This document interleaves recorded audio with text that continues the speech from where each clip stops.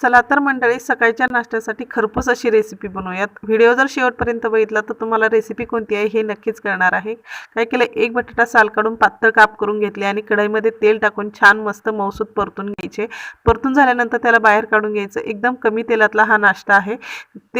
तेल न टाकता, म्हणजे जेवढ्या तेलामध्ये बटाटे परतले त्याच तेलामध्ये जिरे मोहरीची फोडणी द्यायची. मुठभर भाजलेले शेंगदाणे टाकायचे, छान परतून घ्यायचे. छान परतले की त्यामध्ये 5 ते 7 बारीक चिरलेल्या हिरव्या मिरच्या टाकून मस्त परतून घ्यायचे. अगदी झणझणीत असा नाश्ता आहे. त्यानंतर 4 मोठ्या आकाराचे बारीक चिरलेले कांदे यामध्ये टाकून मस्त परतून घ्यायचे. कांदा परतला की त्यामध्ये आपण परतून घेतलेला बटाटा टाकायचा, चवीपुरते मीठ टाकायचे, अर्धा चमचा हळद टाकायची आणि छान परतून घ्यायचं. मस्त चपातीवर खाण्यासाठी ही चटणी तयार झाली, हा नाश्ता तयार झाली. त्याच चटणीमध्ये 2 शिल्लक राहिलेल्या चपात्या बारीक करून मस्त पण घ्यायच्या. इथं फोडणीची पोळी मस्त परतून झाली की चवीपुरतं मीठ टाकायचं पुन्हा एकदा आणि कोथिंबीर फिरवून मस्त खरपूस नाश्ता तयार. सबस्क्राईब करा.